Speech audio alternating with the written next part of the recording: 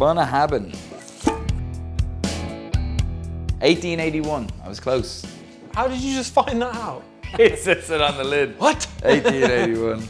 Oh, the noise. Oh, come on. That's a special whiskey. That's something else. I'm getting a bit of sea breeze up my nostril as well. Sea breeze, fuck off. Lovely. He's doing a, what do you call it? A keto diet? I'm currently in ketosis. Did you just fart? Did you just fart, Rob? Jesus Christ, Ollie. Fucking hell. I didn't think you can hear it. Of course I hear it. Guys, welcome back to the Craft Whiskey Boys 2-minute review. And today we're going to be doing Bunnahabhain. Bunnahabhain, folks, right here, the 18-year-old. Tell us a bit about it, Solomon. Well, Bunnahabhain, which is unusual to Islay, don't tend to have very peaty whiskies. So it's a nice change. Yeah, they were doing peated up until the 60s, and they were known just like any other Islay as a peated, and then they pretty much demolished the peat out of their range by the 60s. They're starting to bring it in now. They do some, not in the 12s and the 18 range, but their core range is not. It's not peated, but they are doing it and selling it on and doing some other stuff, but it's not. It's like 20% of their production at most. Very nice whiskies, really coming to the fore recently, Bunnahabhain. Would you agree? Yeah, they are, big time. And it's like, for the longest time they are much like the Macallan. Everyone sees the Macallan today as the preeminent Scotch whiskey. Bunnahabhain is starting to come into that kind of world. But they were just like Macallan back in the day, where most of their whiskey was sold off the blends. The blends like the famous Grouse and Cuddy Sark. All the way back through the 80s and the 60s and 70s, they were selling off a lot of what they made to be able to be put into blends. Because that's where it was back in the day. You gotta remember, Scotch whiskey back in the day was everything went into the blends. That's where the money was. You made whiskey and you just fired it off to the boys with the blends. That's not the case today. Today the world has changed, right? You've got the blends that used to go like this, and single malts were non-existent. No one really cared about them but the ultra wealthy men that knew about them. I say men, people, let's just say.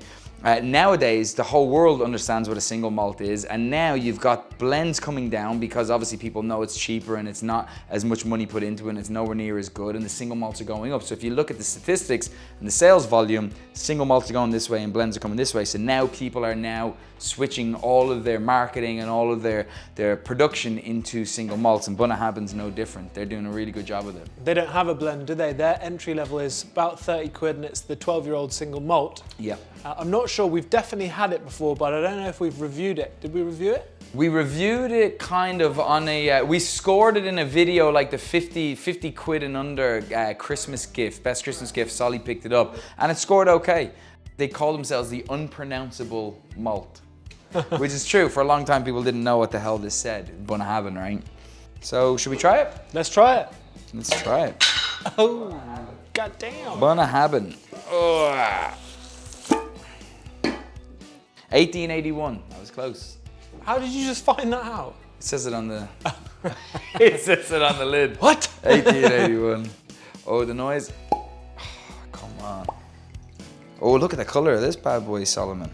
I love a good deep colour, but it's never an indication of what it will actually taste Colour's like. never an indication to quality. It's an indication to, but it is always an indication to flavour. You'll never find a deeply coloured whiskey unless they're using fake caramel colour. But generally speaking, if they've gotten that type of colour from the barrel, there's a lot of flavour there. It's never an indication of a rounded quality whiskey, because the flavour, the colour comes from the barrel, and most of the flavour does too. So if it's got a deep dark flavour, there's a good chance it's got deep dark colour, there's a good chance it's got deep dark flavours. That doesn't mean that it's a rounded whiskey. It might be too high in ethanol, it might be out of balance. Could be a lot of things wrong with it because it's too young, but cask does help. We'll put this away for now and we'll taste. Put it away, Jay. Ready, guys? 2 minutes, no cuts, no edits. Let's bring in Alper and make that shit official. You guys know the score. 2-minute review. Ooh. Bit salty on the nose. It is, yeah, but it's salty and caramel, right? So it's like, I guess salted caramel, but it's not. It's not like you're eating. Yeah, salted caramel, guys. Bit of nutmeg sprinkled on top as well. A lot of briny, seaweedy salt. Yeah, it's nice. But a lot of caramel and toffee notes. I'm getting a bit of sea breeze up my nostril as well. Sea breeze, fuck off.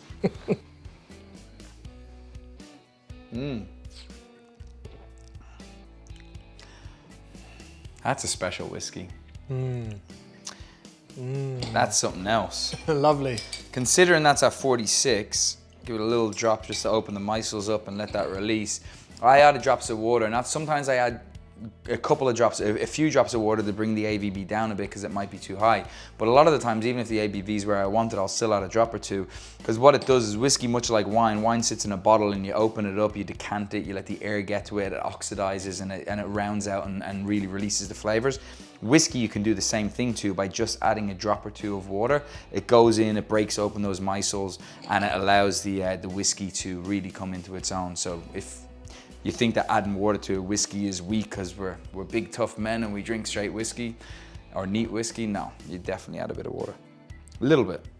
I didn't expect it to be so nice from the nose. The nose is good. Yeah. And you know, is decent, but then in the palate, there's a lot going on, and the saltiness for me grabs you in the palate and then sort of seeps away during the finish, which is What do you mean 3, 2, 1? excellent. There's no way we just did 2 minutes. Wow, 2 minutes. Time flies when you're having fun.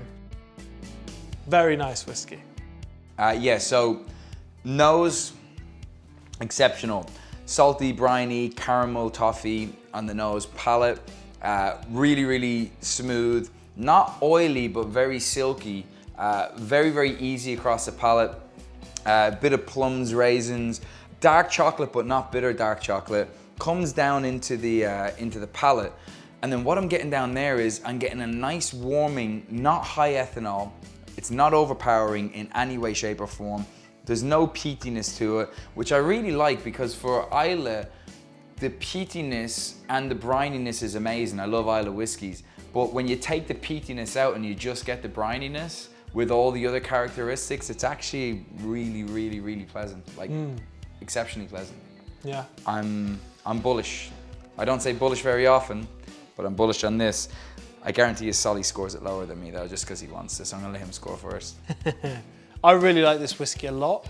The nose didn't give me much. It was nice and kind of, it was fine. Is it a 9-point whiskey skull? No. Skull? Skull. Skål. That is, I think that's, skål is down it in German, right? Skål, or maybe it's... Skull is, yeah, I think it's cheers. Anyway, let us know in the comments below. So the nose didn't really give much away, but I think for me, the finish, the palate and the finish are close to a 9, yeah? But the nose for me was like mid-7s, right?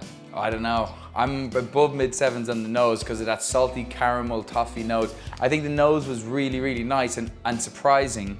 You felt it was going to be a better nose because you've seen the deep dark color, but the nose was still very, very good. I didn't feel it was going to be a better nose. I didn't have any expectation until I nosed it. Right. Well, I didn't know what to expect, but I didn't expect what I got. Yeah, I'm definitely not, I don't think I'm at a 9, but I'm definitely in the 8s. I'm not. I'm at 7.9 for this one. No, you're not. I think the nose is a low 7, and I think the other parts are above an 8 for sure. So it balances out at 7.9. 8.2 for me. I think that this whiskey is an 8 whiskey all day. What's it missing from being a 9? That's the question. What would make this whiskey a 9? It's not a lot.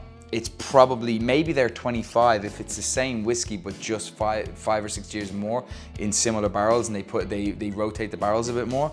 Maybe that's up in the 9s. I'll definitely try their 25. All right, so Solly gave it a 7.9. I gave it an 8.2. I think it's a phenomenal whiskey. Really, really impressed. Together, Alpo, what are we at? 8.1. I guess it's 8.0. It's 8.05. Did you just fart? Did you just fart? Well, Jesus Christ, Solly. Fucking hell.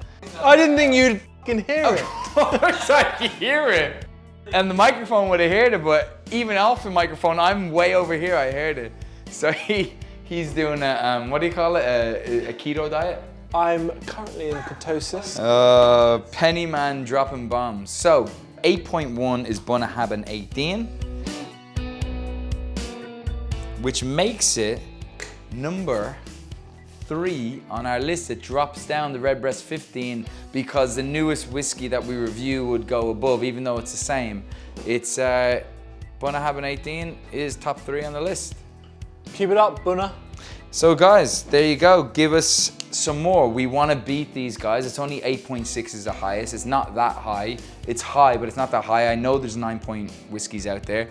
There's probably a 10 whiskey out there, but probably not. I mean, there might not be a 10 whiskey out there, but there's definitely 9.5s and 9.6s, and there's all these great whiskeys. We haven't tried them yet. We want to try them. Please pop it in below. Mr. Sayer, fucking AKA Pennyman, AKA just drops trow and fucking lets off whenever he wants. Thanks very much. You're welcome, guys, and if you want to hear more from me, and me only, then please like, comment, and subscribe below.